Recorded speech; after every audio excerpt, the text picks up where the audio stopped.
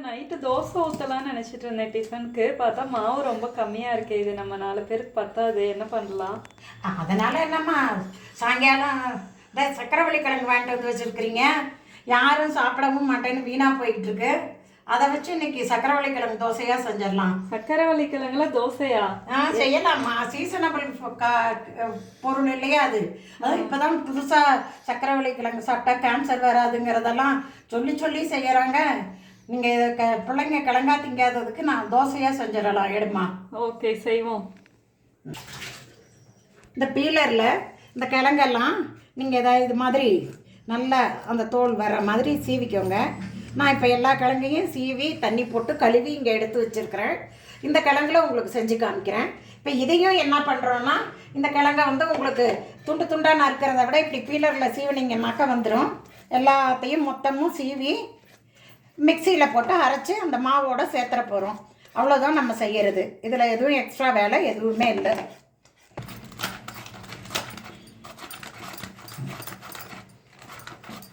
பீலரில் வரலன்னு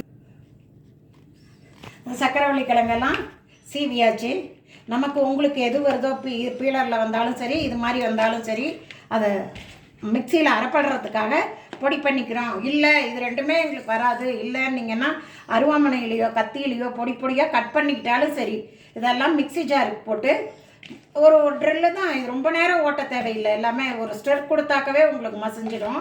இதில் வேறு எதுவுமே சேர்த்த தேவையில்லை. நம்ம வெறும் கிழங்கு மட்டும்தான் போட்டு ஓட்டி அந்த மாவை நம்ம தோசை மாவு வச்சுருக்கோம் இல்லையா, அந்த தோசை மாவோட, அதாவது உங்களுக்கு அளவுன்னு கரெக்டாக வேணும்னு கேட்டிங்கன்னா 1 கப்பு மாவுக்கு 1 கப்பு கிழங்கு மாவு ரெண்டும் மிக்ஸ் பண்ணனா சரியான அளவு இருக்கும்.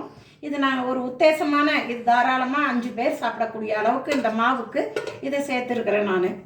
உங்களுக்கு இதை ஆட்டி கலந்து காமிக்கிறோம்.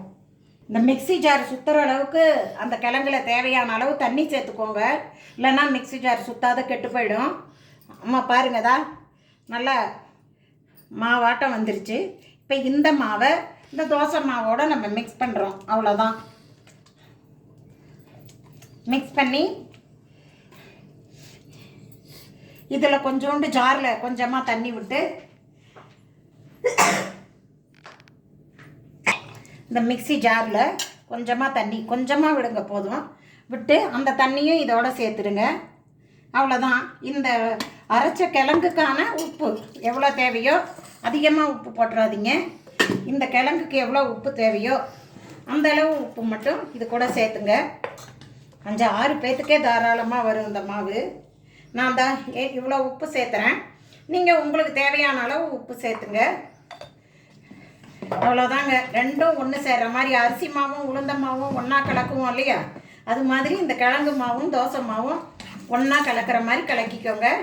இதை பொறுத்தளவு அர்ஜென்ட்டுனா உடனடியாகவும் தோசை ஊற்றலாம், புளிக்க வைக்கணும்னு இல்லை. ஆனாலும் ஒரு 2 மணி நேரம் கழித்து செஞ்சிங்கன்னா உங்களுக்கு ஊற்றுறதுக்கு நல்லா வரும், டேஸ்ட்டும் நல்லாயிருக்கும். மாவு புளிக்க வச்சு 2 மணி நேரம் ஆயிடுச்சுமா. இப்போ தோசை ஒன்று உங்களுக்கு ஊற்றி காமிக்கிறேன். சட்டி நல்லா காஞ்சிருச்சு. அடுப்பத்தை வச்சு சட்டி காஞ்சிருச்சு. நீங்கள் ஒன்றுமே இல்லை, சாதாரணமாக தோசை வாக்குற மாதிரி வாக்குறது தான். அவ்வளோதான். ரொம்ப நல்லா நீங்கள் என்ன மெலிசாக ஊற்றுறதுனாலும் ஊற்றலாம், மொத்தமாக ஊத்தப்பம் மாதிரி ஊற்றலாம். அரிசி மாவில் என்னென்ன வெரைட்டி செய்வீங்களோ அது அத்தனையும் இதில் செய்யலாம். சாப்பிட்றதுக்கும் ஒன்றும் இனிப்பாலாம் இருக்காது, நார்மலில் தான் இருக்கும். அவ்வளோதான். இப்போ இது தோசை நல்லா வேகட்டும். வெந்த உடனே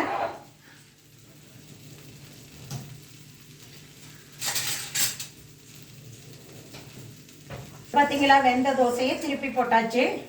இப்போ இது எந்த அளவு வெந்திருக்குதுன்னு பாருங்கள். இந்த சட்டியில் ஒட்டுறது, இதெல்லாம் இந்த முருகலாக விடுறது, இதெல்லாம் உங்கள் சான்ஸு. எவ்வளோ தூரம் வேக விடுவீங்களோ. நார்மல் தோசை மாதிரியே தான் வரும். இன்னும் கொஞ்சம் நேரம் வேக விட்டு எடுக்கிறதுனால எடுக்கலாம், இதுவே போதும்னாலும் எடுக்கலாம்.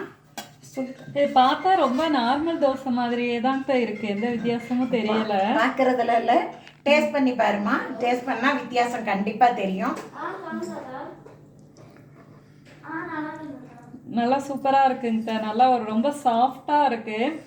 இதில் கிழங்கு போட்டிருக்கோன்றது அந்த சொன்னால் தான் நமக்கு தெரியும். நல்லா ஒரு சாஃப்டான டெக்ஸ்சர், ஹெல்த்தியான தோசை. சாஃப்ட்டுங்கிறத விட ஹெல்த்தியான தோசை. இதுதான்ப்பா கிழங்கு தோசை, சக்கரவள்ளி கிழங்கு தோசை. அடுத்த ரெசிப்பியில் நம்ம புது டிஷ்ஷோட பார்க்கலாம். நன்றி, வணக்கம்.